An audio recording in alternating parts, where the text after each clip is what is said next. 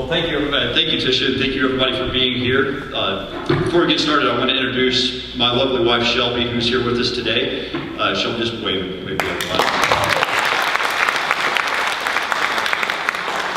Shelby is with me when we're down serving in Austin, and it's we enjoy doing the work down there, and there certainly is a lot of that. But there's nothing better than being home in your own backyard, and it's always so good to be back in Odessa. I make a point only to be in Austin when we're actually in session and taking care of legislative business, because this is where our home is, this is where our heart is, and it's so good to be back. So thank you for having us here today. Thank you for giving me the opportunity to visit with you, to give me a chance to hear what's on your mind, what your concerns are, and for giving me an opportunity to tell you a little bit about what we've done here in the first 100 days or so of a 140-day legislative session. I want to very much thank the Ector County Republican Party for putting on the event, and also to the Ector County Republican Women's Club for doing a lot of the heavy lifting to put this together. This is a very important community event, and I just am very appreciative for all the work that goes into putting something like this on. So thank you for giving the community this opportunity. As Tisha mentioned, I do represent Odessa. This is my hometown, but I also represent 3 of our neighboring counties. Andrews County, and I would be remiss if I didn't recognize Judge Richard Dolchner, the county judge of Andrews County. Also represent Ward County and Winkler County.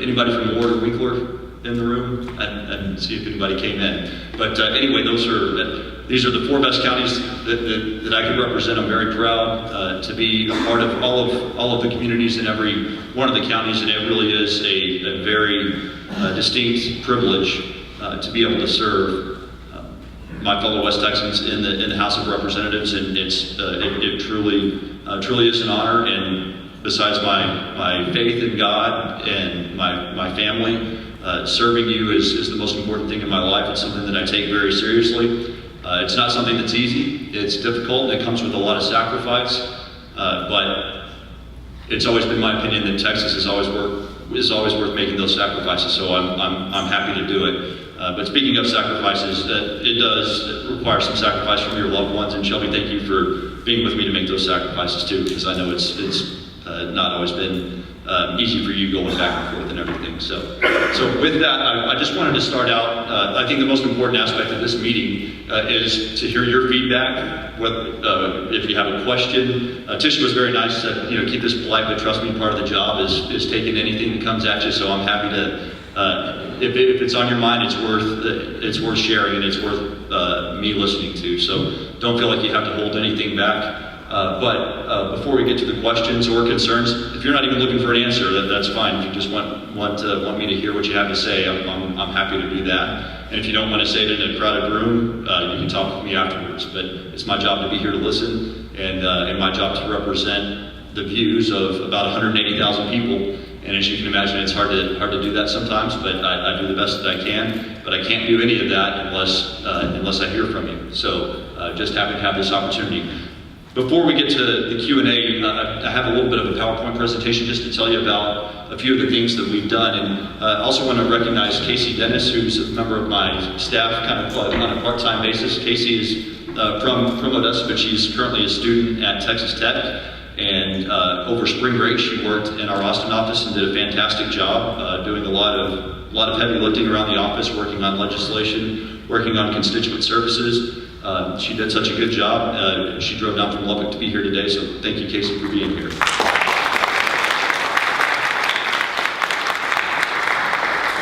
me see if the mic, is it? Yeah. Okay, just turn this one on. Okay. All right, can anybody hear me? I don't think it's on, is it? No? Okay. It comes and goes. Yeah, all right, how about that? Okay, good. All right, so just to give you a brief overview of the session. Yeah, this is a lot better than being behind the podium. A brief overview of the legislative session. So as most of you know, the Texas legislature is in session during odd-numbered years for 140 days. And so we started this year on January 13th, and we're going to be in session until June 1st. So January 13th was the first big day, and that's when the process begins. Things definitely crescendo as the session moves forward. We're really starting to get into the really busy period of the session. So with that case, why don't we go to the next slide? Some of the things, I guess, just to give you an overview, when I began having conversations with my fellow West Texans for really a full year before I took office, some of the things that we really talked about more than others were protecting life, protecting our constitutional rights, and also keeping taxes low and spending low, and then also doing everything we can to make sure that West Texas continues to be competitive with the rest of the state, and make sure that the contributions that West Texas makes, whether it's in education, whether it's in the oil and gas business, or whether it's in any other type of innovation that is originated here, we want to make sure that allows us to have a fair shake as far as the rest of the state goes. Being very mindful of those conversations, I wanted to make sure that we have a legislative agenda that addresses those items. So one of the first big substantive bills that we took on in the legislative session was HB1, which is the state budget. And this is a little bit of an overview, but I think it's a very voluminous document, a lot of pages, a lot of data in there. But the overall gist that I'm happy to report is that the Texas budget, which will be for the next 2 years, will be balanced. We have room in there for some tax cuts, which I'm going to get to in just a minute. It limits government spending, and most importantly, it will be far below the constitutional spending cap that we have in Texas. It's important to note that one thing that's different from Texas versus Congress or Texas versus the federal government is that we do have built-in restrictions so that we just can't take your money and just spend it wildly and freely. So we actually have a constitutional spending cap that's in place that we cannot appropriate money over that cap. The good news is that we didn't even get into that cap in this budget, being mindful of the taxpayers' dollars. So I'm going to get into some of the details of that in just a little bit, but that's an overview of the budget that we have. We want to limit spending, live within our means, just like all hardworking Texans do. Casey. So I mentioned that now the tax cuts are not part of the budget because it has to go through a separate Ways and Means process, but I am happy to report that the Texas House does have a budget plan that will provide $4.9 billion in tax cuts for the coming biennium. And as you can see, the specifics of our tax cut plan is, and this is really cool in my opinion, for the first time in the history of the Texas sales tax, we will have an opportunity to actually reduce that tax, which is something that everybody can appreciate. Anytime you go to Walmart, anytime you go to the hardware store, and anytime that you do make any purchases of taxable items, you will see immediate savings on that. So it would actually cut the sales tax rate in the state from 6.25% to 5.95%.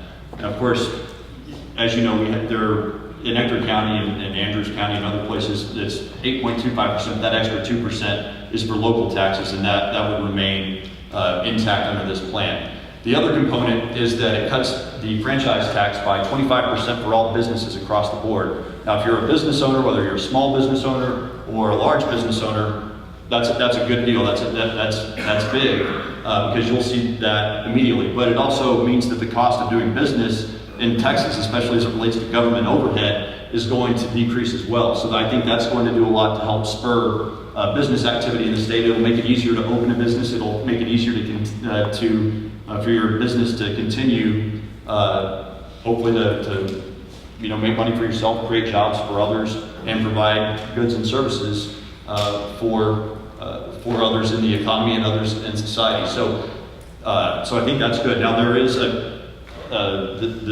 Texas Senate also has a tax cut plan.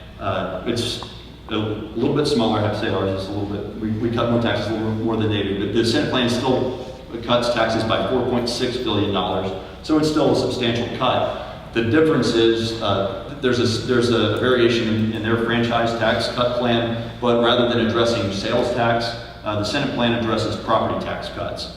I think that there is a lot of merit to that.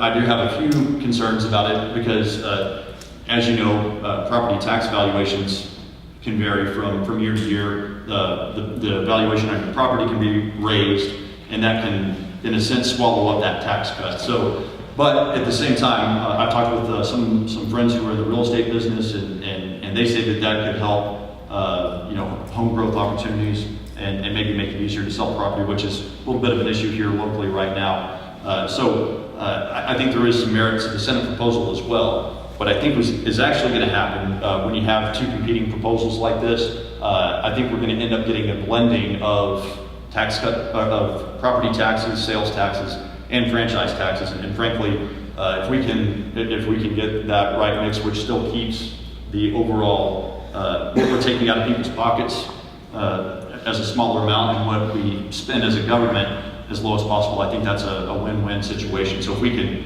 blend those tax cuts, I think that's going to be a good outcome, and I think that's probably most likely given the two competing proposals.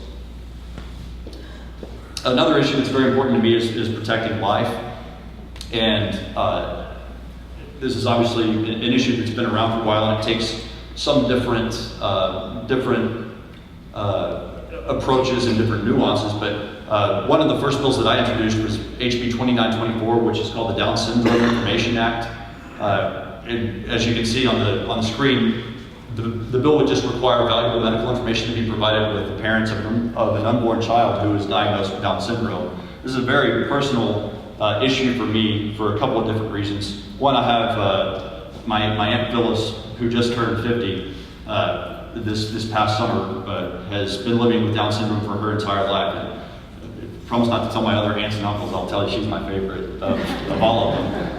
But she's just been an absolute joy to our family, and we've just been so blessed to have her be part of our lives. When I started doing a little bit of research preparing for the legislative session, I was very disappointed to find that when an expectant mother or expectant parents receive a diagnosis that their child has Down syndrome in utero, the termination rate for those pregnancies skyrockets to about 75%, which is awful. And so I shudder when I think about that, especially with the experiences that I've had with my Aunt Phyllis. But what the policy problem is with that is that in a large number of those cases, especially those 75% that I mentioned earlier, there's not a lot of information about the treatment options that are available, about special education opportunities that are available, or anything that's given to that mother or to the mother and the father of the child. So they really think that, well, this is just going to be a bleak outlook for our child. There's nothing that we can do. And in some cases, termination is presented as the only option. And so I think that's one reason why the rate is so high. So what I would do through this bill is make sure that parents have the information so that they can make a better informed decision. And hopefully that would, I suspect that would help decrease the number of terminated Down syndrome pregnancies, but also bring a lot of joy to a lot of families that otherwise would miss out on that. So there are a number of other pro-life measures that we're working on in the Texas House, but I just wanted to mention this one since I want to make sure we have enough time for your questions, but this one is the one that's nearest and dearest to my heart. So anyway, Casey. Another issue is defending the Second Amendment, defending our gun rights. Now this takes on a number of different of aspects, and this is actually something that really came to the forefront this week and yesterday in particular. In fact, I just got back from the Capitol last night about 11 o'clock. We were debating on the House floor. I know a couple of you here in the audience were there watching it, but we, as you can see from the first bullet, we passed what I would consider to be an imperfect bill. I'll just say that from the outset. But it does provide for an expansion of Second Amendment rights in Texas that I'll go ahead and say is unprecedented, but this is something that a Texan has not legally been able to do since the Reconstruction era, immediately after the Civil War. So we're going on many, many decades. But this has been a pretty big story in the news, so most of you have probably heard of it, but it was an open carry bill, HB 910, that would allow a licensed, basically if you have a concealed handgun license, you can now openly carry a handgun in public if it passes. The Senate also has a bill and Governor Abbott has campaigned on the issue and said that he would also be signing it. So anyway, there was a contentious debate. Really kind of came in two different forms. There were a number of Democrats who didn't want to see it happen at all, and so that took up a lot of the time. You know, it was a very robust discussion. But then there were some of my other colleagues who wanted to make sure or wanted to go one step further and take out the license requirement. And so that created a little bit more debate on the House floor. I certainly would have been supportive of that, but there were some controversial things that took place last night that kept that from happening. So, but that's the biggest Second Amendment bill that we've had so far this session. Another one that I think is not as big but equally important is HB 2999, which we have a gentleman in the audience, Matthew Stringer.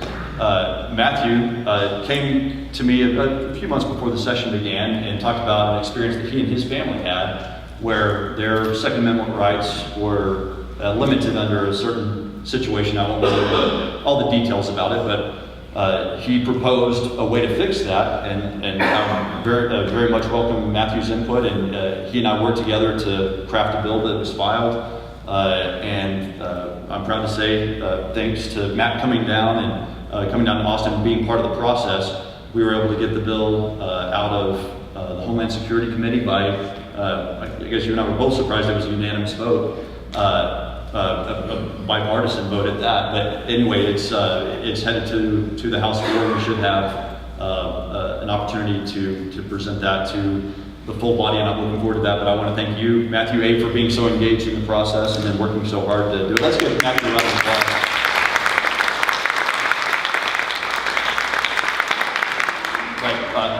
But I think Matthew's right, and I think a lot of our colleagues agree, and I'm sure a lot of you do as well, that you should be able to possess your own firearm on your own private property, and this bill essentially does that. So thanks again, Matthew. Casey? Obviously being here in the heart of the Permian Basin, energy, oil and gas business is very important to our economy. I think it's safe to say that just about every one of our jobs in this room, everybody's job in this region is in some way tied to oil and gas industry.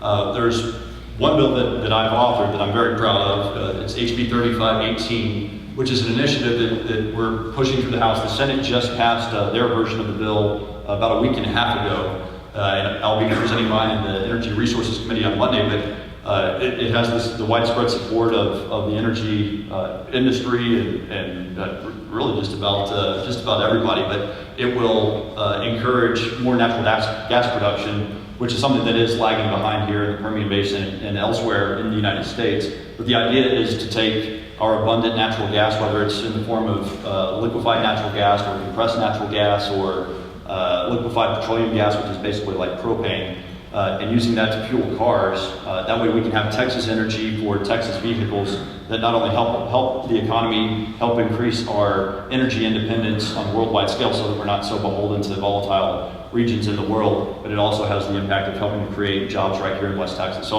I'm very proud of this bill and look forward to pushing it onto the House floor very soon. Casey? Also there, so I told you about the open carry bill that we debated yesterday. There's also another bill called HB 40 that we debated and passed yesterday, and this is also something that I think is going to help us quite a bit in the Permian Basin, but it's also just a fair rule. Probably shouldn't use the word fractivists in that slide, but you've probably all heard of a story in Denton, Texas recently where it was really kind of an effort led by a bunch of college students at UNT, but they banded together to outlaw hydraulic fracturing within the jurisdiction of the city of Denton, and and then kind of some of these activists have gone to other cities to try to do the same thing, which, you know, I mean, I applaud their efforts for trying to do that, but the negative impact of that is that it creates a patchwork of different regulations, which makes it very difficult to do business in Texas. If you have a certain set of rules in one place, and then you go over 1 mile and you have different rules, and then another couple of miles over you have an even different set of rules. It makes it very difficult to do business. It makes it very difficult for us to develop our energy resources in the environment that we're in right now with with a slight downturn in prices, we're threatening to cripple an industry that's already not experiencing its best days. And we all know how important oil and gas is to the larger Texas economy. So I'm very proud that we were able to pass that bill. I expect the Senate to do the same thing soon. Another thing that impacts us here that's actually more of a federal issue is that in 1975, Congress passed a ban on the export of crude oil from the United States. I guess full disclosure, I wasn't born in 1975 yet, so I can't tell you specifically how things were back then, but it was clearly a different time and a different economy. We had different global forces that led to that policy, but all of those factors now are resolved. Why we shouldn't be able to export our crude oil to other parts of the country, to our friends who are relying on countries, quite frankly, that really don't have our best interests in mind. So we're working with the Texas delegation and the U.S. House of Representatives, as well as our 2 senators, to help lift that ban. Thanks, Casey. Another thing that's obviously very important to us here locally is public education and education in general. This is actually a picture of some students. Tish's daughter is in there, and Chris's daughter too. Yeah. Anyway, but HB1, the budget bill that I mentioned a little bit earlier, has some provisions in there that are funding schools, but I want to make sure that we have an opportunity to keep West Texas school funds here in West Texas. And we're doing everything we can to do that. Of course, that's an uphill battle because everybody else wants to get their hands in our pockets over here and help fund their programs across the state. But as we can see, when we have a sudden drop in oil prices, we are put at a disadvantage with that. So all I'm asking is that we have a little bit of equity in that policy. So that's kind of the bad news from a local perspective. But the good news is that under the state's budget, we are able to continue fully funding education at rates that we have historically. There is a measure that's going to be introduced next week, and this is something that one issue in particular that I'd love to have feedback on is that, so I talked about the tax cuts earlier, we are running a bit of a surplus, and there is a proposal that would take $2 billion and put it into public education, and that would help address the school finance situation that we see ourselves in right now. There's currently a number of lawsuits regarding our school finance system that have made their way to the Supreme Court. We're expecting the Supreme Court, the Texas Supreme Court, to rule on that here in the next couple of months. But by offering this $2 billion measure, it might take the controversy out of that altogether. So it's a relatively new issue, so I haven't had a chance to fully think it through, but I'd love to hear what you have to say about it. Also, you can't have education without having teachers, and I know we have a few teachers and former teachers in the room today. I'm very proud to say that because of some great advocacy on the part of our former and retired teachers, that HB1 fully funds the TRS care program, as well as other retirement benefits for our current retired teachers and our soon-to-be retired teachers. And I think that's very important. A lot of people don't understand that most educators have not paid Social Security or anything like that. And part of the deal that they got, especially depending on when they began their careers, is that, okay, well, if I'm going to teach, I'm going to need, a salary in return, which is very reasonable. But then part of the deal was making sure that healthcare benefits and retirement benefits would be there. All this does is that we made that a priority to make the program solvent and make sure that it was funded to the level that it was supposed to be.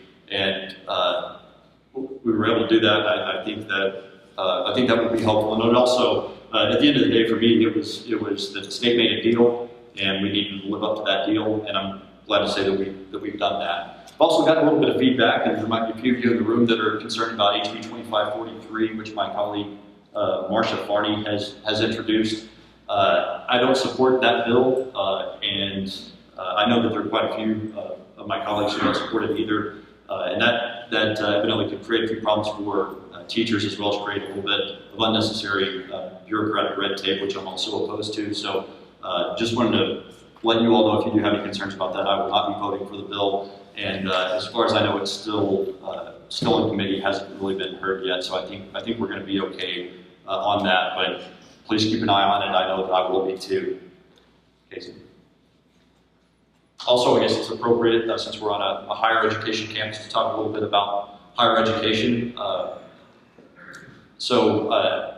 I'm very proud of our universities, our colleges, and our medical schools here in Odessa, and want to do everything that I can to support them. I've actually been criticized for liking our schools too much. I'm kind of seen as a homer down in Austin when it comes to OC and UTPB and Texas Tech Health Sciences Center, but I don't apologize for that. I'm very proud to help that because I think higher education is so important in this area. If we're not taking care of that here, then we're not giving adequate opportunities for our students to be able to be productive members of society. And so I'm happy to do that. Some of the biggest news that is that a bill that I co-authored a week and a half ago, HB 100, will allow for a very, very much needed academic building for the Texas Tech Health Sciences Center Medical School here in downtown Odessa. That's very important. As many of you probably know, that medical school is working to serve a very underserved population, not only here in Odessa and Midland, but the larger Permian Basin and larger West Texas area. And to help meet our growing population needs, we simply put, need more physicians, more PAs, more nurses, more providers. And this is going to help do that. Not only will it help us provide more, it will help us attract the best and the brightest from other parts of the state and really other parts of the country, and then hopefully get them to stay here. The other project is UTPB engineering building. So both of those projects are going to be funded. The important thing about that is, like, we're in the middle of the largest oil and gas producing region in the United States. I think our best petroleum engineers should be educated right here, and we just need to make sure that the facilities do that so that we can be ready for the next oil boom when it comes, and we can have some local homegrown talent that help lead the way. Also, Odessa College, thankfully we avoided a situation like the one that arose in 2011, and I see some people in OC shirts nodding, knowing exactly what that nightmare was. So fortunately we've been able to avoid that, but also make sure that Odessa College continues to receive its fair share of state funding as far as the community college program statewide is concerned. So very happy to support those efforts. I suspect we might have some other higher ed questions later on. Casey?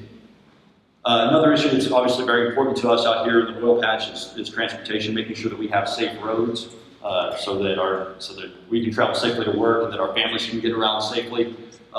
One bill that, I guess I didn't put it on here, I think it's very important that, so the problem that, as I see it, is we produce all the oil and gas, or about half the oil and gas for the state is produced right here in the Permian Basin. And with oil and gas comes an oil and gas severance tax, which goes down to Austin and gets paid a big pot of money and goes to big cities like Fort Worth and Dallas and Houston and San Antonio and Austin, and none of it ever makes it back here to the source. And I just think if other people are going to be taking, I think we probably should be able to make sure that we at least have safe roads where all this oil and gas is being produced and serving as a breadbasket for the rest of the state. So I've introduced a bill that would allow a small portion of that severance tax, instead of just going straight to Austin, would be diverted back to a program that would allow TxDOT within this district and also county governments to be able to maintain their roads at a safe and adequate level. The other good news is my predecessor, most of you all know, Judge Tryon Lewis. Judge Lewis was just appointed by Governor Abbott to be the chairman of the Texas Transportation Commission, which is a great thing for Odessa. It's been about 25 years since we've had somebody from Odessa on that commission, and I don't believe we've ever had the chairman. But obviously, our new governor has a lot of confidence in Judge Lewis for good reason. That doesn't. The fact that he's in that position doesn't necessarily mean anything specifically for us, other than the fact that we have somebody who understands what it's like to be in in West Texas and know what transportation hardships come with that. So I hear in Anchorage, between here and Kermit, or out on I-20, and it's really, to me, it's not just a transportation issue anymore. It's become a public safety issue. In fact, you'll see in that left-hand picture, that's his face is kind of darkened there, but that's Sheriff George Keeley from over in Winkler County, who hand-delivered a petition that was signed by more than 1,000 Winkler County residents that I delivered to the TxDOT executive director, asking that they pay some attention to the safety concerns on Highway 302 between here and Kermit. And I tell you what, that made a big impression on General Weber, the executive director, and he's given me his word that they're going to do everything they can to make that safer for everybody who's driving back and forth. Also, I think it's very important to support those who have who put everything on the line for our country. There are a few PTSD state programs that we're trying to support in the absence of, as unfortunately we've all heard about some of the problems that are plaguing the federal VA right now. It's one of those situations, kind of like border security. You can't wait on the feds to do what they're supposed to do when you have an unsecured border. Same applies for veterans. If the feds can't do it, we have to step up and take care of those who have put it on the line for us. But I think one innovative way that we've done that without increasing taxes or anything like that is started this Veterans License Plate Program, and so the proceeds from the sale of those license plates, and I'm sure you've all seen some of those driving around, go to help fund some of these programs. So I think it's a really good way to approach that situation. Well, I'm sure some of you can spot yourselves in some of these pictures, but here just in the first 100 days, it's been an honor and a joy to see so many of my fellow West Texans come to visit us at the Capitol, to bring your views, but it's also important for my colleagues, or for me, to have my colleagues see such engaged and vocal and active West Texans. It makes all the difference in the world. So I appreciate all of you who have been down, and if you haven't, or if you already have, please come on back. We'd love to have you anytime at the Capitol. If you just happen to be in town, please stop by. But if there's a particular issue that you want to discuss, that would be a good way to do it as well. So it's your office. I'm just somebody who works there, but I consider that to be the District 81 office, and it's yours just as much as it is mine. So please make use of it. Are you ready for questions now? One more. Sorry. And here's a little bit of contact information.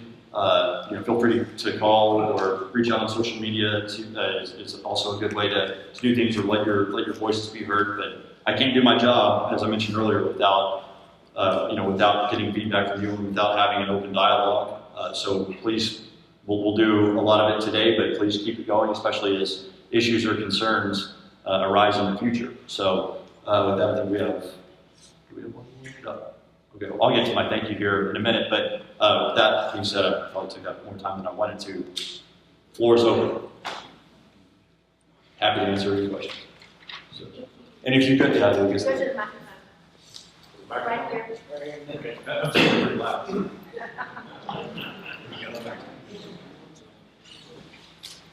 Brooks, if you could, I didn't see it in the slides, but I believe you also have authored a piece of legislation that deals with limiting frivolous legal expenses when it comes to insurance claims. Could you talk to that and how that's helping to control our property insurance premiums here in our district? Sure. Well, in this, it would impact us in this district just by when we have the occasional hailstorm. There have been a few trial lawyer types that have, and I'm saying this as a full disclosure, I'm a lawyer too, but there have been some lawyers that have been trying to abuse the system and going after insurance companies that have reasonably paid a claim.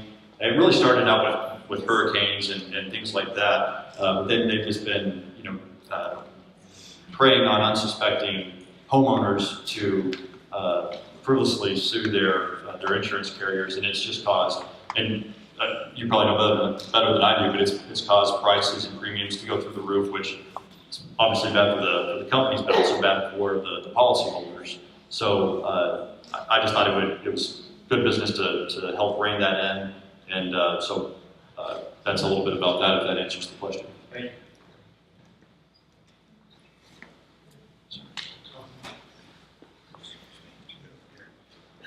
Brooks, first of all, thank you so much for your leadership these past few months and participation in the process. And I think many of us really appreciate that. I want to talk about one of the bills, I guess it's in committee 935, that attempts to, I guess, generalize the criteria for higher educational institutions, notably community colleges being able to offer baccalaureates, something that 3 of them do in Texas currently. Right. And you know, there was a RAND study on this, a 100-page RAND study, really complete stuff. However, I wonder if you have, what you have heard about that. Is it in committee? What will be its trail or process to the floor?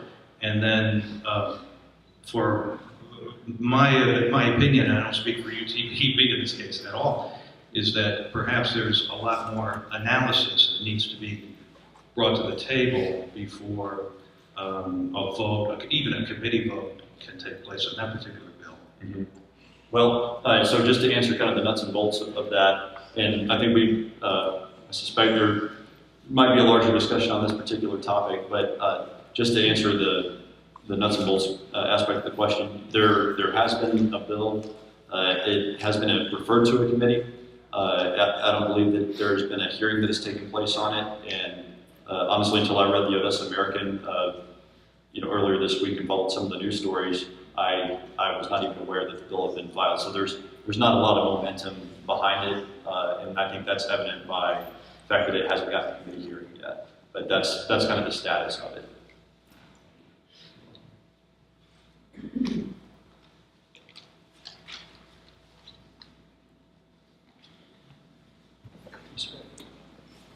And feel free to, if you make a line or whatever behind the mic.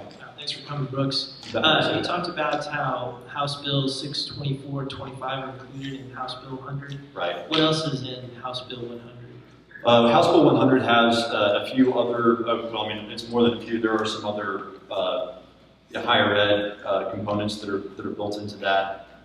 So it has used to be called tuition revenue bond projects. Now they're commonly referred to as capital construction. So there were quite a few other public institutions of higher education that had projects in HB 100.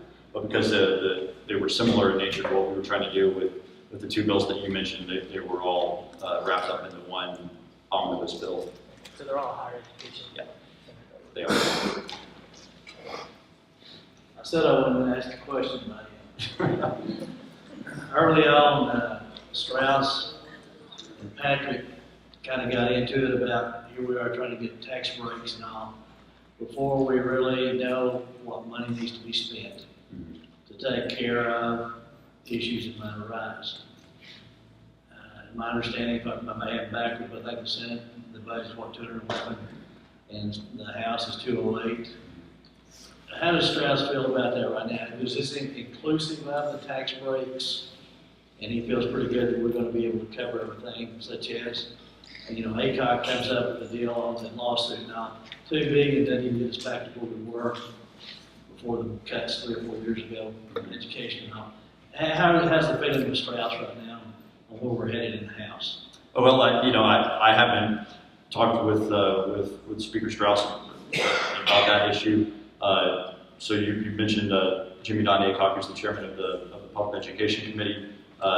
He's had a little bit of information about it. As far as what the prospects are, I'm not sure. I think what it's really going to come down to is the feedback that a lot of school districts give to their representatives.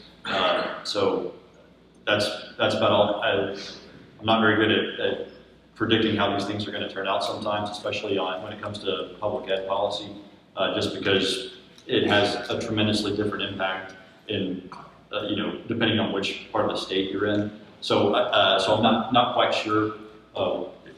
If I hate not being able to answer your question, but I just don't know. Also, I would like to take this moment, if I can, Representative Landgraf, to let folks know that you treated us royally when the retired teachers came down to your office, and then you and Marshall came out to the tent to speak to the folks, and I know it was short notice and you had a lot of things to do, but you really treated the folks of West Texas kindly, and I appreciate that. Well, thank you, Wayne. It's an honor.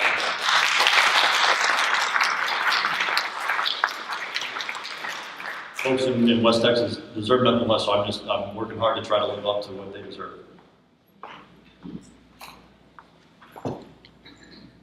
Well, first of all, I must say that I am disappointed that you were so excited about your support for carrying guns on campus, and I don't think it was just the Democrats that were opposed to that. If I remember correctly, some of the university presidents, and there was a lot more than just Democrats. But you've already voted on that, so, and I know where you stand.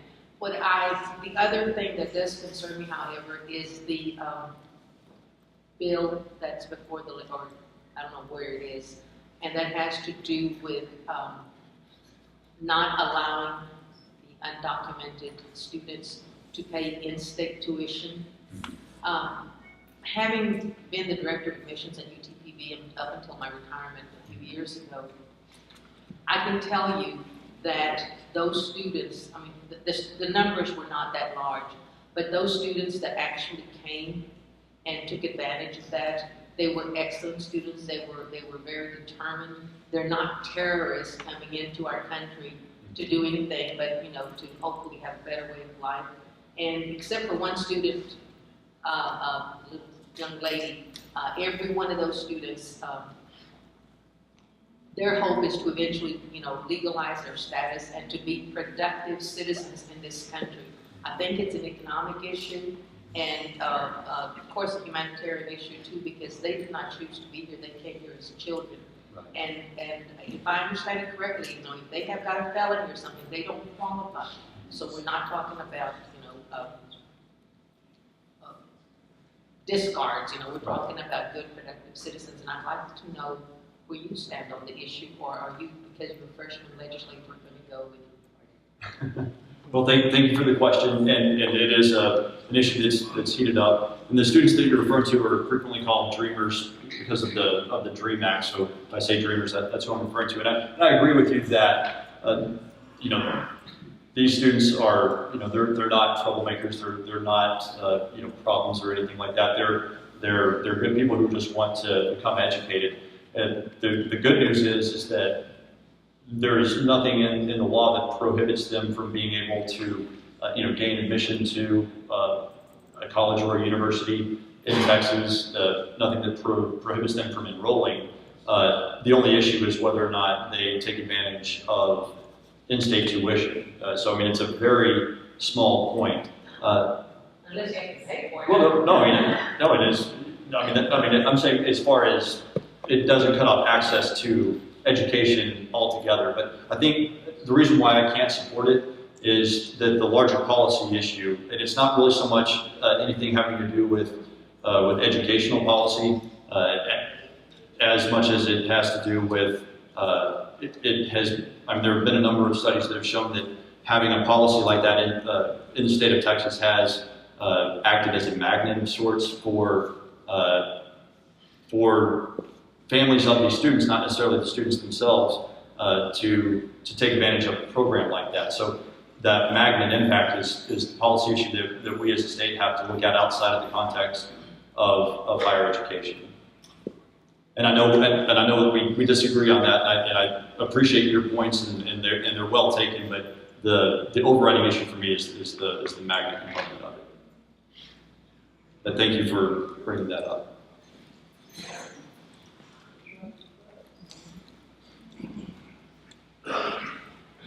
Brooks, I have a question that's been emailed, and also there's a concerned citizens that are concerned about this. Me, myself, I'm on the committee, and have been several committees since I have been serving the city council in the city of Odessa in District 5, ran for mayor, and also ran as a city council for District 4 in 2010 here in the city of Odessa at the age of 29 years old.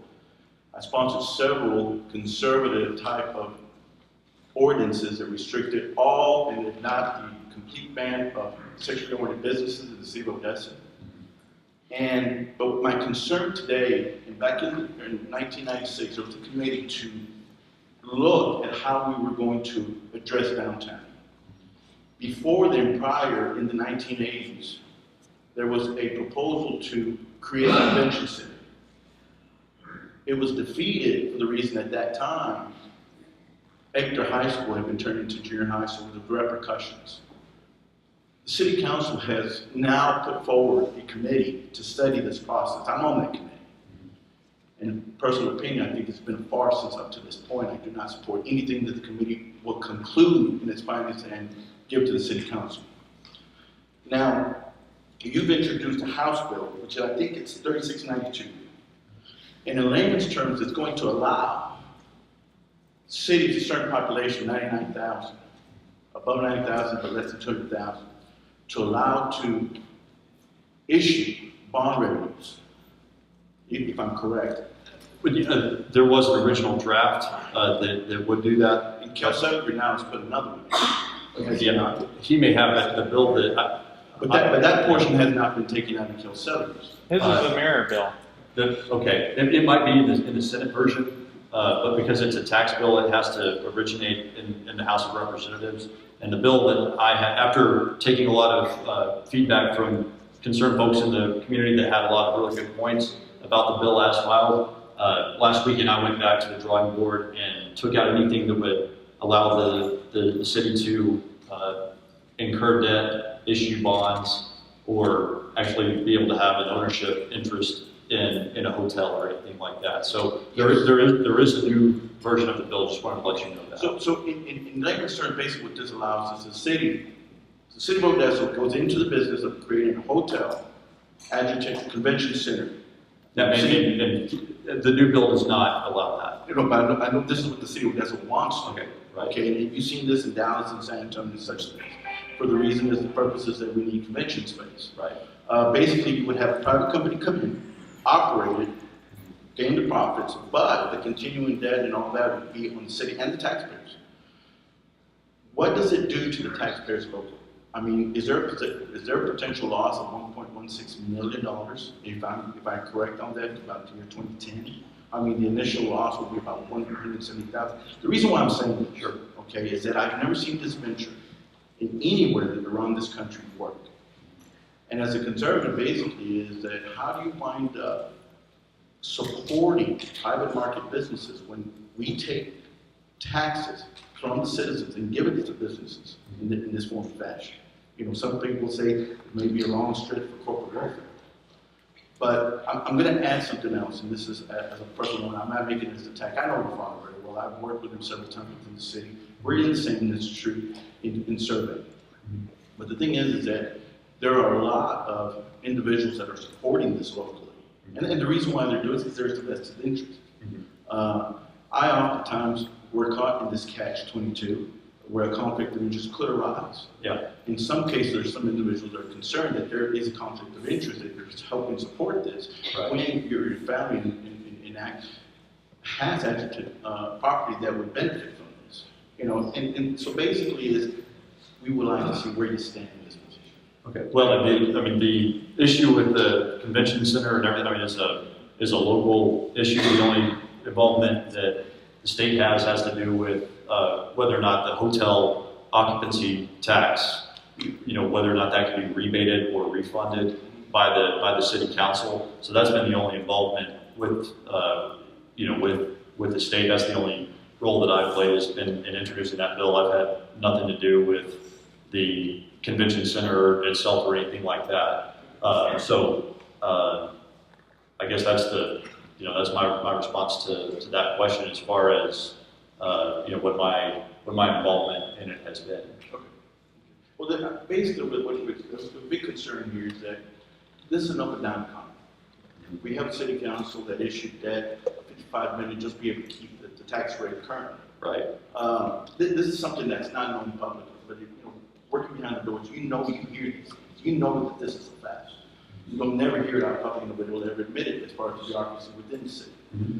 But the thing is that OC, when they created its debt and did the bond issue, I personally, for the next 20 years, going to pay an additional $50 on my mortgage. This is not including what we've done at the hospital and what we'll continue to do in all the municipalities that exist here, outside of what even is happening with water across not only the 4 counties, right, that you represent, but the concern is that we seem to be getting a lot of involvement from the state legislature in one thing that's local, and that's a concern.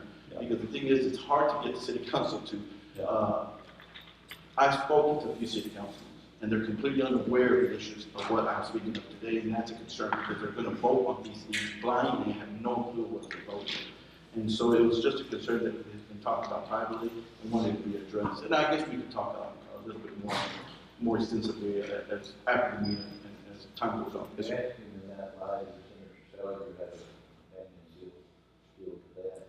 Well, and yes, and that's the concern, because the thing is that this was still allowed in the city, such as Odessa and other cities across the state, to be able to do the very thing about issuing bond. We have 5 local entities, not including CRMWD, that are bond revenue issuing that basically go out and create debt for us. Combined city for Odessa, we are now way past $1 billion. Right. And that is a tip tall folks. But thank you for your time. Thank you. Thank you for raising those concerns.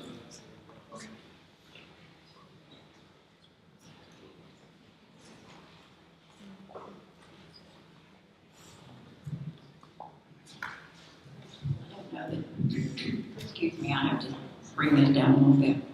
I don't know that I have a question, Representative Brooks, but I want to thank you for coming today, for providing this venue.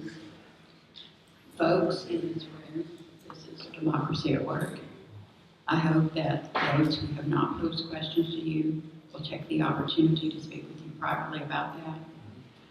I have special interest in TTU HSC and its success. And this is our community. We're all in this together. So thank you for your service and thank you for being here today. Thank you, Lydia. It's a pleasure to serve. Thank you. Hi, Mr. Landgraf. I'm a student here at OC, and I've heard some talk amongst other students about the possibility of bringing a small selection of 4-year degrees to OC. Not making OC a 4-year because we have UTPB for that. I was just wondering if there's any possibility or truth behind that. Well, I don't know too much about it other than what I've read in the newspaper accounts, and I have talked with President Williams here at OC and President Watts at UTPB just to get information from both sides.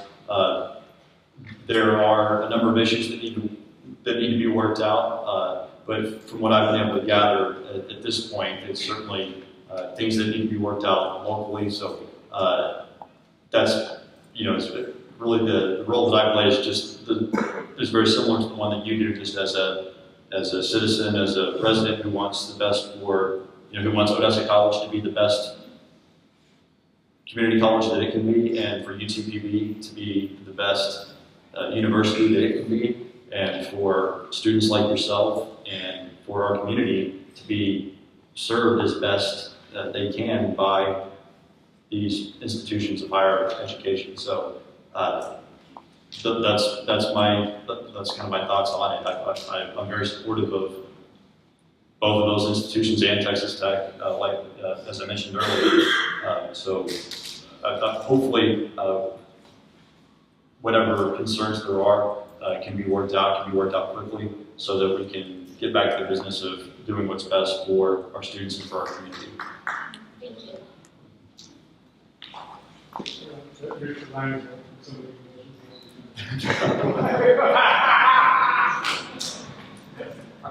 Thanks for being here. Yes, A couple of comments and then a couple of questions. I'm real glad you supported the concealed carry handguns on campuses because it's a very naive person that doesn't think it's already being done. It just keeps somebody who's there to protect the classroom from a potential event, from being punished for being there to protect the classroom. The question is, what are we doing in the state of Texas to outlaw the use of Common Core anywhere within the boundaries of the state of Texas? I've got grandkids in Georgia that are being forced into that. I'm helping pay their way to a private school so they don't get forced into it, because it's garbage. Right. It needs to be outlawed in the state of Texas. Second question, what are we doing to revamp the property tax situation in the state? I worked real hard to buy a real nice house and a real nice house. And an appraiser does a window drive-by of my house and decides it's worth $30,000 more this year than it was last year. And nails me for taxes. Why don't we go to something in the state where you pay X number of pennies per square foot that you live in, whether it's a 10 square foot box or a 100,000 square foot mansion? You know, you want equity, you want equality. Right. That's it. You know? Sure. And so, thank you very much. You're welcome. Did you want me to respond to any of those? Yes. Or? Okay. Okay. Good. As far as Common Core is concerned, I'm right there with you. The view that I have is that Texas, or curriculum for Texas students, should be developed by other Texans. That education works best when there's more of a local control component to it. It boggles my mind that the Common Core concept has, or at least as a general idea, has made the progress that it has. So I think that I know there's a lot of pushback as far as that is concerned in the state legislature.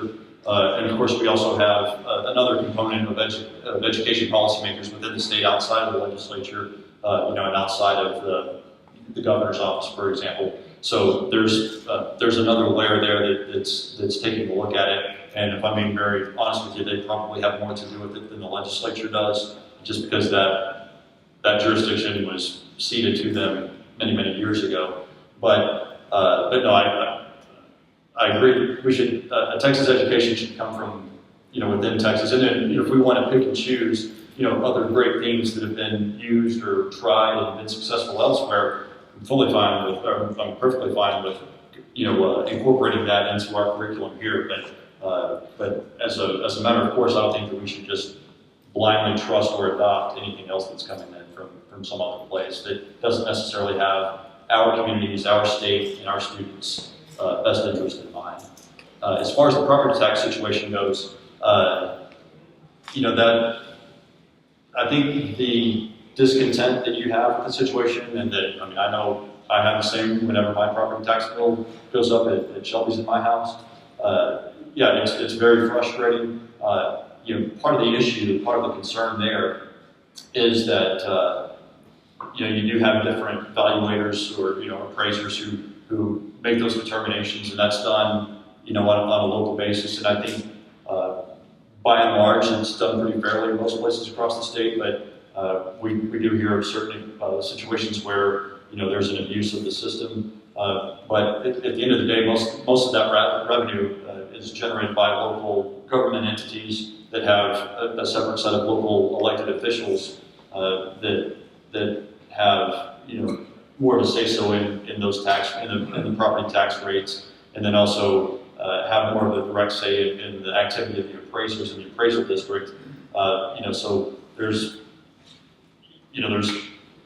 kind of talking about the local control earlier with education. I think there's also a component of that, but I guess to answer your question as far as what the legislature might be doing about it, there is a proposal where it's really just been more talk at this point about just having a square footage evaluation where it's not, you don't do a drive-by and take a look at it, see how it's changed. It's just done purely on the square footage of the property and the improvements made on the property. It hasn't gotten too much traction yet, but I think that's one way to maybe look at it. Still might not be fair, your taxes might still go up from year to year, but at least it would be an equitable way to make that determination. Those guys at the appraisal district never want to give me the amount of money they say my house is worth. That might be a good way to test it out sometime. Another little deal regarding the education situation in Common Core. My father bumped with a guy named Gus Hall during World War II in the South Pacific. Gus Hall later became the Communist Party leader of the United States, and he said, we will attack the country through the education system starting at the top. That's another good reason to be concerned about it. They have to be vigilant. Tax cut from what I'm saying. And also, off of what he was saying, with the appraisal district. Now, what's going to happen if, I don't know how I'm wording this in my head, so sort of, but basically, we're looking at the sales tax cut working. Now, what's going to keep local governments from just increasing their local sales tax so that we don't actually see a change in our tax? We still see an 8.25 when the state's actually getting less and local governments are getting more. Is there anything in the works to prevent that? Well, those are both really good questions. To address the property tax question first, that's one of the concerns that I have about the property tax cut. I mean, hey, anytime you're trying to figure out how to cut taxes and you have the money to do that, it's a great problem. It's a great discussion to have. So I'm just happy that we're talking about, you know, what all of our options are, because at this particular moment we have some really good options there. That's why, I mean, if you really held me down and told me which one is the better tax cut, if they both, you know, make cuts to revenue in about the same way, they put about the same amount of, you know, money in taxpayers' pockets, or put it back in taxpayers' pockets, you know, I think I would probably pick the sales tax simply for that reason, that it can't be swallowed up by an increase in the valuation. And then also the sales tax is enjoyed by, you know, more people, it's more broad-based. Another thing you mentioned about the property tax cut in the Senate, it doesn't apply to, it only applies to residences. So businesses wouldn't see a reduction in their property tax. So I think the sales tax would be enjoyed by a larger number of people, because the property tax isn't, first of all, it's not really a state tax. Those are local taxes whose rates are controlled by local government entities. And so since the state inherently doesn't have as much control over that, we can't make as many guarantees. Now that's different from your second question on the sales tax. The state's cut presently is at 6.25%, and then the local entities are capped. There's a combined cap at 2% for all the local entities, and that's still if it's not constitutional, it's definitely statutory.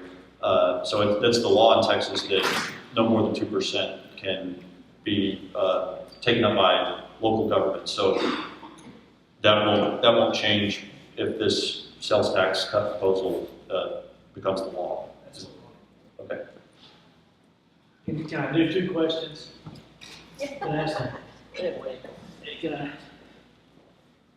And I'm gonna play the devil's advocate a little bit here, if I may.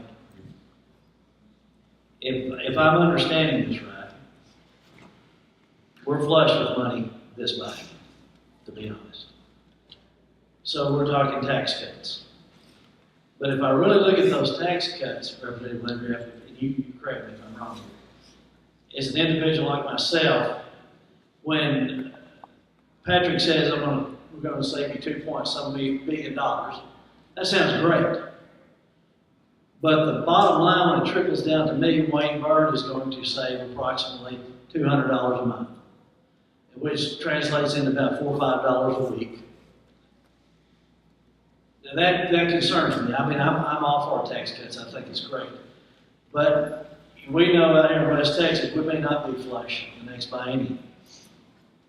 So it concerns me that by making these tax cuts now, and I'm all for it. I mean, you know, I feel good about it. But when we go back to the next biennium, and all of a sudden we don't have money to fund roads and water and education and all, then it's really difficult to go back and get that money back, you know.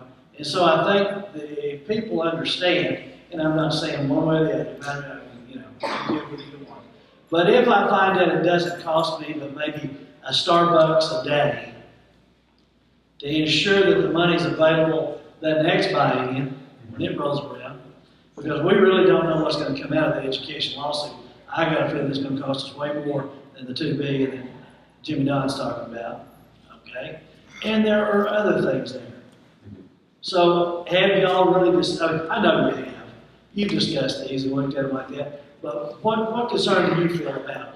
Yes, we want to get it now. We want to give the tax breaks now. But what could happen if the oil industry doesn't come back next biennium? And we know that that's what's funding the flush money down there in Austin right now. Right. So, comment. Well, I mean, You do bring up more of the complex nature of the issue, and you're absolutely right in that the next biennium might not be like the one that we are looking at right now. I mean, and if history is any indication, they won't be. I mean, these things are like snowflakes. I mean, none of them look exactly alike. So there are some long-term considerations there. Of course, the question that's before us is what to do for the next 2 years. And under the Texas Constitution, that's, and I know I'm not telling you anything that you don't know, but just for the benefit of the group, we have to look at budgeting for the next 2 years based on the revenue that the comptroller has estimated that we will have for the next 2 years based on sales tax revenue and all the other funding sources that the state has.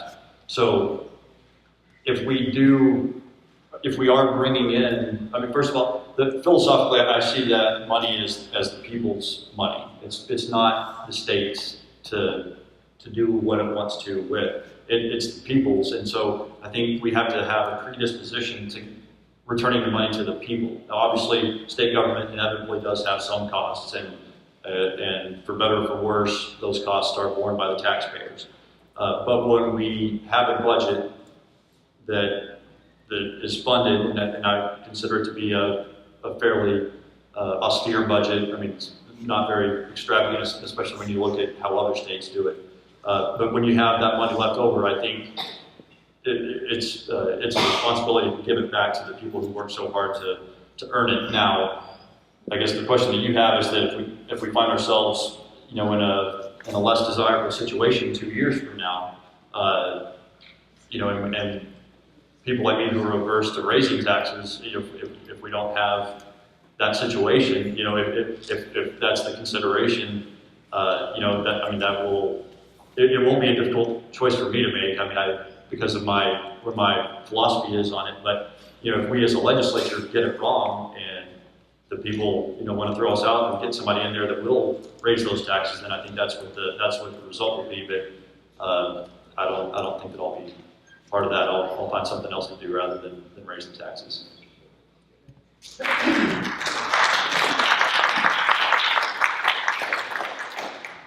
Hello, Brooks. Hi, Teresa. Teresa's visiting us from Mitchell County. I'm from Colorado City. My name's Teresa Beckmeyer. And I go to Austin every week and I watch what's going on down there. And Representative Landgraf is voting on some bills that, as a Texas taxpayer of this state, affect me. That's why I'm here. Oh, no, don't worry. I just wanted to make sure you were welcome here. Okay, first of all, there's a couple of things that have been said and I want to get some clarification on them. You were talking about, you have a House bill that's coming up next week in committee, the one that deals with the gas severance tax, only gas severance tax. Is that the same thing that is considered the rainy day fund? The rainy day fund primarily comes from oil and gas severance tax. Okay, and is this bill that you're proposing, or that you filed, it's going to divert some of that money that's currently all that money is going to, it's a quarter of it goes to education and the rest goes to the general revenue. But this bill that you're proposing is going to take it and add 7.5% in addition to the education, and then the rest will go to the rainy day fund. Is that the way I read it? No, it doesn't add anything. It takes the money that would be going for transportation or into the economic stabilization through the rainy day fund, and rather than just going to Austin, it would be retained in the areas where it's produced for transportation purposes. Okay, well, when I read the bill, it's breaking it down into 3 different levels: education, transportation, and general revenue. So that's why I'm asking the question. And so the portion that the bill that I drafted impacts just addresses the transportation component that's broken out there. It doesn't impact education or general revenue. Well, it strikes the 25% that goes into the education, and then it changes into these 3 sections. That's why I'm asking the question. I'm going to go read that again because I'm not reading it that way. Okay. Okay, and then what the gentleman said in regards to Ken Selger's bill that has to do with the convention center. Right. It is true that all revenue bills do generate in the House, but as we all know, or as you and I both know, that your bill, even though it's gone through committee, it could get bogged down. And it would allow Senator Kelleher's bill to come over from the Senate and come through the House as a revenue bill. Are you willing to amend that bill to make it to where it resembles yours, because as it stands now, Ken Sullivan's bill is the exact mirror of the one you had before you took the offensive parts out. Yeah, no, the bill that we have that we're moving forward with, that is the stripped down version, is the bill, and I've worked with state, I mean, I've talked with people about it. That's the bill that we have to move forward. So I will, thankfully, as the bill author of the House bill, if we do get into a conference situation, I will be the conferee, and being one of the two members who actually lives in this community and who has had these discussions about it, I will insist that our language is the language that moves forward. Okay, and when you read the fiscal note on that bill, it addresses the city of Midland and the city of Odessa. And you've made several comments that the city lawyers or city council here in Odessa are the ones that came to you with this bill. How did the city of Midland get put in on this bill? Well, so it's just the way that the way that it's bracketed, because Odessa and Midland are so similar in population. They both fit the same bracketed criteria. So that's how it works out there. As you know, they're not actually named, as Odessa or Midland in the bill, but both cities fit the population criteria. So that's how that worked out. Okay, and as author of that bill, you are responsible for whatever that bill causes. Is that correct? Yes. Okay. Secondly, you took a vote 2 weeks ago on the pre-K, expanding pre-K. Well, not expanding it really. We've had pre-K in the state since 1984 with House Bill 72. In 2011, $130 million was cut from the pre-K program. 2 weeks ago, a bill came forward from Governor Abbott's, one of his top things that he wants, and this bill was to establish quality pre-K in the state of Texas. There are 4 standards that have to be met to be considered a quality pre-K program. Okay, there was no cap in the bill. Representative Laubenberg out of Collin County presented an amendment, and you did a very great job in voting for that amendment to cap spending on pre-K. That bill was narrowly defeated because 25 of your Republican colleagues that are in the leadership joined with the Democrats to defeat that amendment.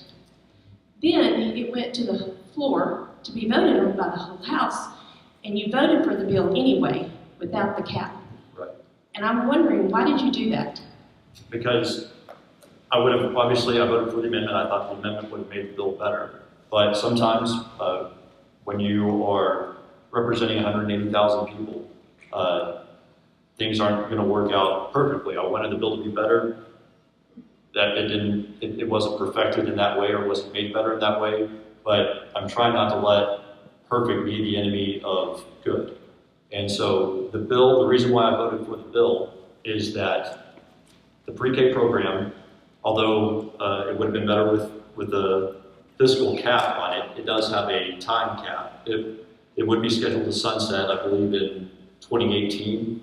So it would be effectively a 2 or 3 year program where we could see what value it has for the state, if any. But the reason why, I guess to just flatly answer the question, the governor had made that a priority. It was important to a large number of Texans. And from a fiscal standpoint, there have been studies that were provided from the governor's office, I'm sure you've seen them, that show that with that pre-K program, which helps, it would help parts of the state where parents don't do or can't do preschool or anything like that, but there was a study that showed a direct correlation between the lack of those pre-K services and incarceration rates in those particular communities. So I thought that it would be a wiser way to use the state's resources to spend $1 on pre-K for a 3-year program than spend $3 for every one of those dollars incarcerating those people when they get to be 18, 19, or 20 years old. It's a lot more expensive to put them as wards of the state in prison than it is to give them a daytime pre-kindergarten program. Okay, we have pre-K right now. Right, but this is an It's a expansion of the quality. program in Yes, the it is. communities where it's needed. most. Okay, and there are standards that have to be met. Right. So if they do not meet these standards, then we are in effect creating quality pre-K and substandard pre-K. Why did y'all not make it mandatory that all pre-K programs, based on what you just said, and I'm not disagreeing with you, why did y'all not make it mandatory that all school districts had to be quality pre-K?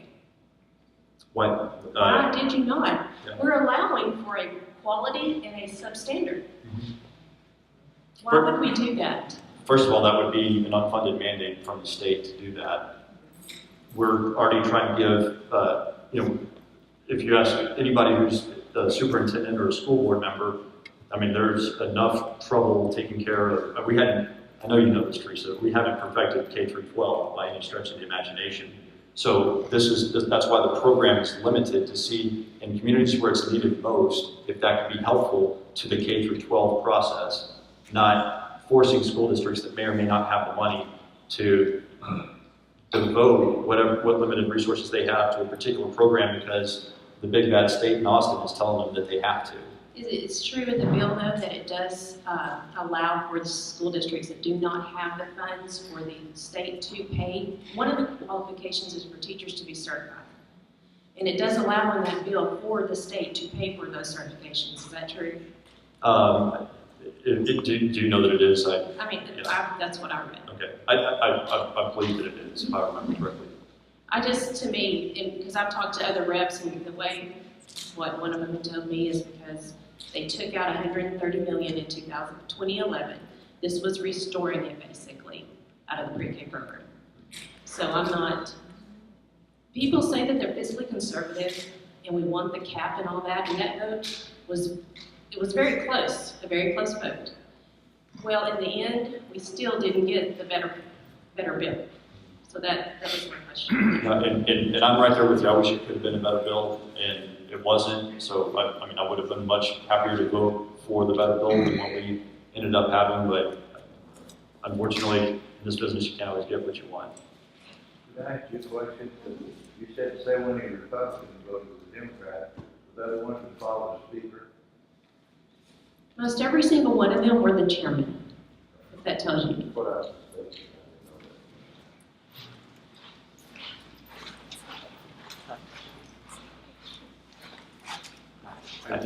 Well, how about you? I'm good. So we just brought up Kel Solinger. I was wondering if you could comment on his Senate Bill 893 that ties teacher performance evaluations to testing scores, or it also affects salaries. Can you comment on that? I'm going to be very honest with you, especially being so new in the House. I'm struggling to keep up with all the House bills, and I haven't studied the Senate bills as closely as I probably should. But once May rolls around and we'll actually start seeing the Senate bills, I'll have more of an opportunity to take a look. But I'd be lying to you just if I told you that I was familiar with that particular proposal. But if you want to shed some light on it, if I have anything to comment, I'll be happy. I just don't see how, you just said like 2 minutes ago, we have not fixed the K through 12 issue of education. Right. So how are we tying student scores to teacher evaluation? Well, and you're saying that Senate bill does do that. I'm reluctant to comment on it without having read the bill. But I am sensitive to the fact that there are a number of a variety of factors that can impact a teacher's success rate, or and it's not just standardized testing. So I do have some concerns with using that as a benchmark for everything else without taking other factors into consideration. But I apologize. I'll be happy to read the bill and get back to you later if that's okay. But I just don't want to speak out of turn on it. What bill number was that? Senate Bill 883. Casey, would you make a note of that, please? Thank you. I'm sorry.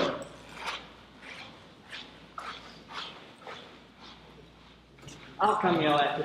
Good to see you, Brooks. I'd just like to start by saying thank you for coming down here and giving us the opportunity to ask you questions, see what all the legislature's been up to, And I'd like to also personally thank you for taking the time and going above and beyond the call of duty of taking an interest in Second Amendment rights. One of the issues that's near and dear to me, and one of the ones that I champion, not just because of the nature of it and how important it is for the security of our country, but I've also kind of found that it's hard to touch on a lot of different issues when you're dealing with politicians, and I've come to find that if you're weak on Second Amendment rights, you're probably not going to be a very good fiscal conservative, or you're not going to be a very good Republican in general. So, and I just want to say on drafting House Bill 29 and seeing it through the legislature, it's been the Schoolhouse Rock experience come to life. So, given that, I kind of want to touch on, or talk about one issue to touch on another. Okay. And as in your opening remarks, you discussed House Bill 910 was debated on the floor yesterday. And one of the things that you said, there were some controversial things coming on. Representative Jonathan Stickland, one of the top Tea Party reps in the state, had an amendment to that bill to give a measure of constitutional carry. One that's been a very major issue. It's our primary legislative goal for the Republican Party of Texas in our platform. And his bill, House Bill 195, it has been denied by the leadership, the chairman of the Public Safety Committee, a hearing. For a long time, it wasn't even referred to his committee by the Speaker. And so anyway, basically what happened yesterday was whenever Stickland offered his amendment for constitutional carry, the Speaker has the authority to rule on whether or not an amendment is germane to the bill. Under our state constitution, we cannot, or a lawmaker such as yourself, cannot offer an amendment to a bill without it being germane to the topic. Speaker Strauss ruled that it was not germane, and then refused to provide any type of explanation or answer to Mr. Stickland on the floor because he strongly believed that it was germane. And after 6 hours of debate on the floor on a number of different issues, we saw an amendment such as Matt Rinaldi, another Tea Party star from, I believe, Fort Worth. He authored an amendment that clarified that open carrying of a handgun was not grounds for a Terry stop by a police officer. The Speaker ruled this amendment as not germane. By doing that, it stops there from it being any discussion by the House floor, any kind of record vote on whether or not, people support it or against it. Now, immediately after that, Democrat Chris Turner authored an amendment that was almost identical to that one, only it said that open carrying of a handgun is grounds for a Terry stop. Now, the Speaker ruled this as germane and allowed a vote on it. Now, the Republican caucus voted it down and it failed, but it was a prime example of how the leadership has used and abused the provision in our state constitution on germaneness to not only further their personal liberal political goals, but to keep transparency of the House away from the public. There's no explanation on whether or not it's germane. There's no debate before the conservative members on something that is very near and dear to me and to the Republican constituents in the state of Texas. So I kind of want to touch on this one particular issue because it demonstrates in another one how the leadership has conducted all kinds of examples of furthering the liberal agenda. The Democrat makeup of the House is roughly a third, yet they have equal representation, about half of the committee seats he appoints. It's 28 chairs, 13 vice chairs, flip-flop the other direction. So they have equal representation in the committee. Every time he's reelected, the Democratic House caucus unanimously votes to reelect him. And so, I know that you supported, the amendment if it were to come up, and you support the idea of constitutional carry and everything like that. But what I can't understand is obviously the process is rigged against us. And I was just wondering if you could elaborate on why you supported the election or re-election of Speaker Strauss, and is there anything that he has done in this session or prior sessions which would cause you to question whether or not you would support him if you were reelected again and go to reelect him in 2017? Yeah. Well, first of all, I haven't been reelected for another go around, so I don't want to put the cart before the horse. But to answer your question, if you ran for reelection, sure. Would you guarantee? Would you be willing to say that I will consider, or is there anything that he has done that would cause you to say, well, I might not support him for reelection if you elect me? Yeah, well, and there are, a number of things that come into play.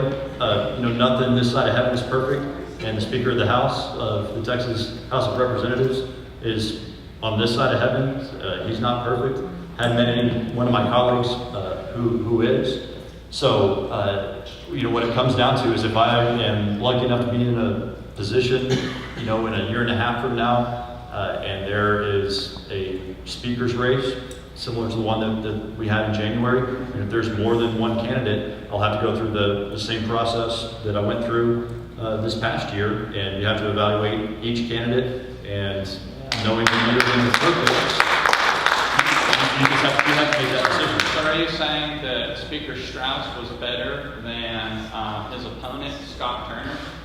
I'm not saying that one was, better or worse. I'm saying that I supported. I cast my vote for Joe Strauss, and I did that because that was after talking with literally thousands of people in this district and understanding what the needs of the district were. That was after a lot of deliberation, a tough decision that I had to make, and based on representing an entire district with 180,000 people in it. That was the one that I had to make. In your opening remarks, you kind of touched on some of the issues that you said were voiced to you whenever you were elected in pro-life and low taxes and constitutional rights. And, I could just go on and on and on with the prior sessions of where there's examples that Speaker Strauss has procedurally killed issues like that. But anyhow, I thank you for your time, and I thank you for being here, and thank you for your answer. No, you're welcome. Thanks for the question.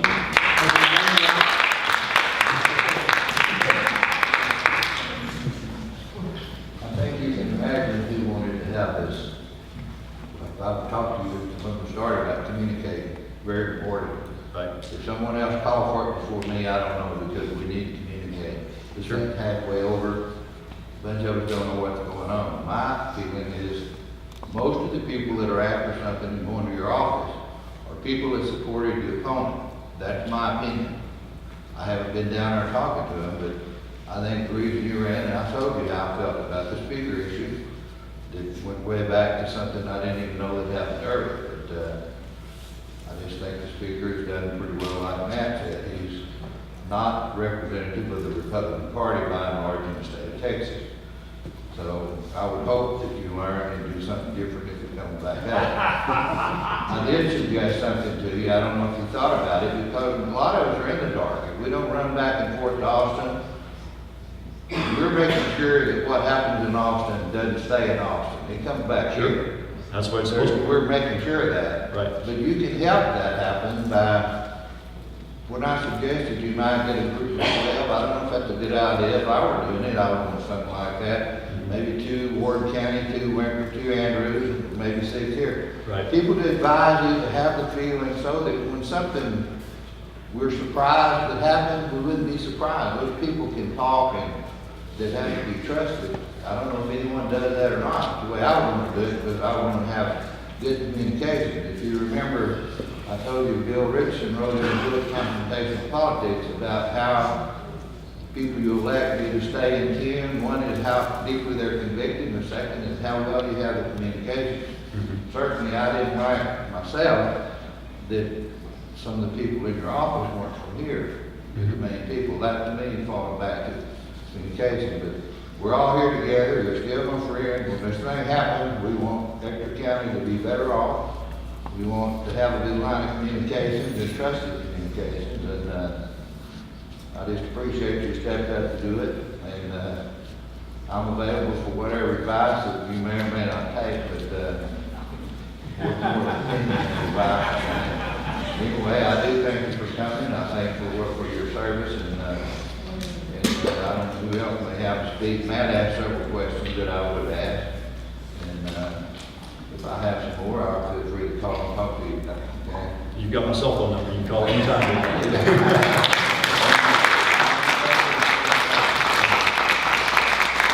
Just while we're waiting on this gentleman to come ask the next question, I hope you know I've taken more advice than I haven't taken of yours. Yeah. But to the point of having some advisory groups, you and I did talk about that early on, and I just let the beginning of the session get away from me. But that's a good idea. I should do that. I'd be a better representative if I did do that, and I think it would. And we've had that in our business. People say we don't know anything, so we're not going to talk. I said, never do that. Talk. Get up and say, I don't know anything. Right. If you get up and say, I don't know anything, that's communicating. Right. If you don't say anything, you're not communicating, it's all of a sudden nine, have runway. There needs to be communication. As long as you're willing to serve on one of those advisory councils, I'll be setting them up. It might be after we get back after May, but I'll. But thank you, Mr. Salzberg. Yes, sir. Brooks, Shelby, good to see you again. Good to see you too. This question is pretty much twofold. It falls, kind of professional and then just personal level. You being a freshman there in the house, being in Austin, how have you and Shelby kind of adjusted? Just being in Austin is a little bit different. I graduated from there and then working the nighttime legislative session professionally. Kind of the fun and games are over now. Right. Swords and daggers come out for this last 40 days. I know someone asked you about the Senate bill, and there's so much going through the House, just like there's so much going through the Senate. Now about the kind of male and marriage, so could you kind of enlighten us a little bit more on both sides of those? Sure. Well, to answer the first part, it's been this. I've probably only been able to get by because my beautiful wife has been with me, and we go back and forth, and it is nice having wherever your wife is, it's like having a home to come to, when the business of the day is finished. So it's nice doing that. So Shelby and I have been on this, through this adventure together, and that's really helped, because I feel like anytime she's also a good advisor and we bounce things off of each other, but having that continuity, that consistency is really helped me. I can't imagine doing it without you. As far as being in Austin, I never really liked Austin to begin with, partly because I'm an Aggie. But secondly, it's not everything in that capital, and I think Teresa could probably attest to this better than anybody else here because she spent so much time around the building. But that's not the real world in that place. I mean, it's like a house of mirrors in a lot of ways, and a little bit of smoke and mirrors too.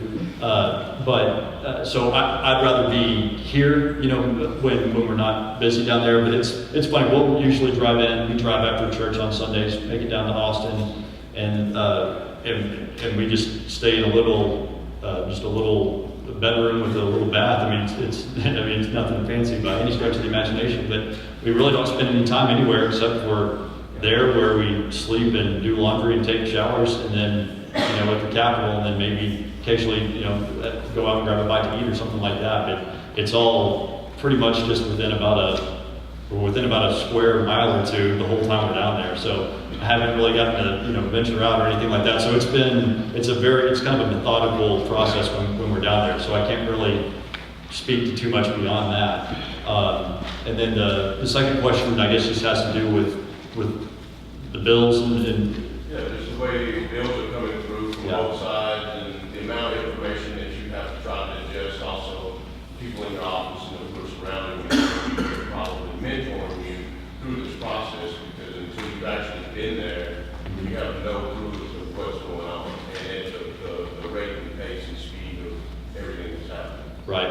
Yeah. So just to throw out some numbers, I think we had over 4,000 bills that were filed just in the House. Probably not quite that many in the Senate, but I think there's probably combined between 65 and 107,000 bills. And of course, a lot of them die at various stages through the process. Not nearly that many become the law in Texas, but there is a lot to digest. And I don't want to pretend like I do all this by myself. I do have 2 staffers that work in the office that are very instrumental about helping digest some of that, or draft memos on the things that I can, or if one of them has a particular expertise on certain, like emissions policy or something like that, which I have somebody who can do that, then they'll help me with that. But it really is kind of an all hands on deck approach to be able to digest everything that we need to do in the short period of time that we have to do it. So yeah, if I could do all that by myself, I'd be like Superman, but I'm not. I don't know, maybe Brian may be the one to talk to this, but it's about TxDOT, I forgot to mention. My understanding, they've been pushing the city from this office, and I think they need to clean house there, and that may be trying to do that. They want to take one way down Interstate 20, which would be a disaster on the service road. We really need two-way on 191. It's more dangerous because of people having to drive and turn back, and you think they'd fix potholes on the road, but at least they can do that. They're not even doing that. So, and another thing is the crossing over Parkway is dangerous. Someone's going to be killed there because there's plenty of room for a bird's lane. They filled it full of red bricks, and now you just pull right in front of somebody. I don't think they're Aggies. I don't know what they're I can tell you that. Do you think Tribe's the one to broach that too? Well, I'm here. Several problems with TxDOT here. I'll put it this way, and this goes for everybody's benefit. I've got a long list of things that we're trying to work on with TxDOT, and a couple of those are already on there, but I will add the part about the merge lane. But yeah, Tryon and I are working together on that. By virtue of his new position, he has a little bit more stroke within the district TxDOT offices. But I don't want to abdicate my responsibility to help the district in that regard. So we're working together both at the state TxDOT office, and then we are doing what we can to apply a little bit of pressure at the Odessa district. Find out who has authority. Trump Street is a big mud hole, and it's the worst street in Odessa. And everybody's pointing their fingers and nobody's doing anything. That's attractive. That would be a good thing for you to do some afternoon if you're in town about 5 o'clock. Yeah. They got the traffic. Right, there at Trump. Yeah. I mean, you think we're in a third world country where that road. No, it is, and I see one of our commissioners from Andrews County and the Andrews County judge here. I mean, we're all having to fight these battles to improve our roads, and it's a slog, but there's absolutely something that we have to do about it. We want to get to the front. Judge, do you think we're making some progress on that front? Well, you don't want to take your thunder, because this is your meeting, but I will tell you that you're my third representative since I've been judge. Started with Buddy, and have you now, have Tryon in the middle. There's things that happen in Austin that one representative cannot handle. It's just that way. There's just so much. And you've done a great job today, I think, of letting the people talk to you.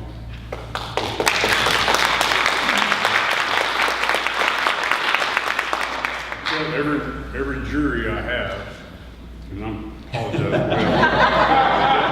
I got up today and I said, I'm mowing the grass and I'm not wearing a suit or a tie. Because I've been in Austin all week. And anyway, but as far as him talking to the people, Mr. Salisbury, before he went to office, all the judges got together in Tryon, and we met here in Odessa with Susan, and we said, if you need us, back us up, or we'll call. And he does call on different issues. So the county judge is supposed to be we're hearing from our community. And I think Susan does a good job. I think I do a good job.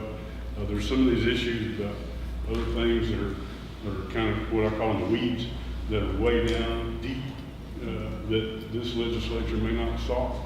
My deal is,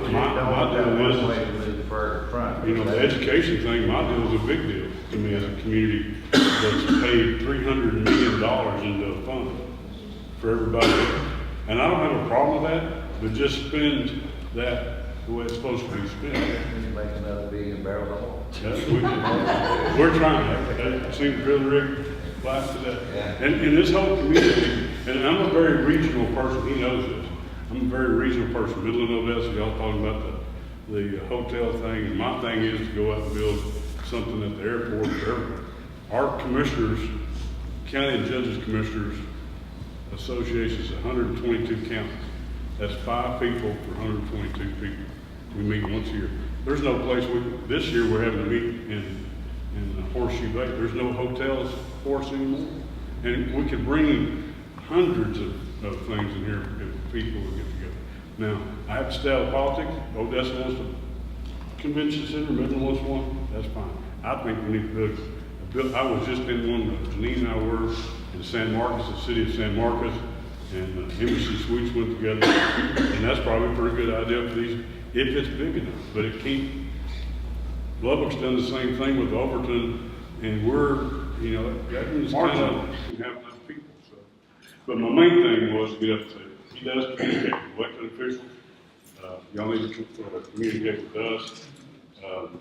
My other thing was on your bill, it's 8 o'clock Wednesday, it's having a hearing. I don't know what time, but that's when it is.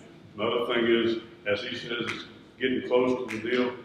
If y'all will go on Texas Legislature online and/or www.capitol, you can track any of those 6,000 bills you want to. It has it from the time it was issued, and it tracks it all the way through, so you can tell real quick if it's going to make any progress. If it hadn't been out of committee, reported out of committee probably next 2 weeks, it's probably going to be dead. And as Matthew can tell you, you can actually set up where if you really want to follow one bill, you can actually put your email address in there and they'll send you an alert every time you status. Anytime they do anything, it goes on your phone. Y'all might spend your money well on the airport, I know you got to do We actually got the #1 airport in the state Thursday night, Texas.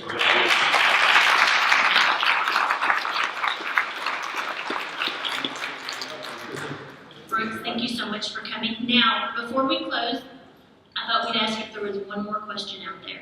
And after we're finished, if you still have questions, I'm happy to talk with you one-on-one or anything like that. So don't feel like this is the last opportunity. Any takers?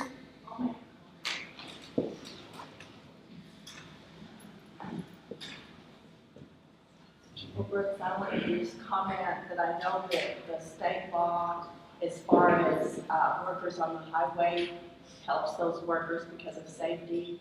And I know there's a bill out there that's going to extend it to the counties. I appreciate that.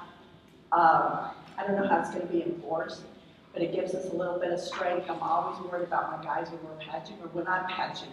You know, orange vest just goes so far when you're facing traffic. We have times where people think that because we're out in the middle of nowhere, that a 60-mile-an-hour speed limit with a 20-mile-an-hour sign saying we're doing construction means you can go 80 because you have the ticket. But anyway, we just keep that going forward. Maybe eventually we'll get a way to enforce it.